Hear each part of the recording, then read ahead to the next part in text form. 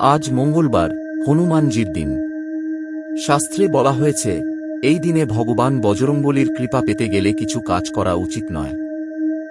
আজকের ধর্ম বার্তা 24 জেনে নিন, মঙ্গলবারে কি করবেন, কি করবেন না। হনুমানজি হলেন শক্তি, সাহস ও রক্ষার দেবতা। এই দিনে তাঁর পূজা করলে জীবনের সমস্ত ভয়, অপদ্রব্য এবং শত্রু দূর হয়। কিন্তু আজ এই কাজগুলি একেবারেই করবেন না। মাংস বা মদ্যপান না করা, কারণ এগুলো তামসিকতা বৃদ্ধি করে।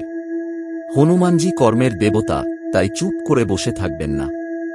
ভগবান রামের নাম না নেওয়া, মন্দিরে জুতা পরে প্রবেশ, এই ভুলগুলি করলে হনুমানজি রেগে যেতে পারেন এবং ফল হতে পারে শারীরিক দুর্বলতা, মানসিক চাপ ও ব্যর্থতা। আজ মঙ্গলবার সকালে একটি পাকা লাল রঙের কাপড়ে 5টি লাল ফুল, একটি মোটা জ্বলন্তি গাছের পাতা এবং গুড় জড়িয়ে হনুমানজির মূর্তির সামনে দিন।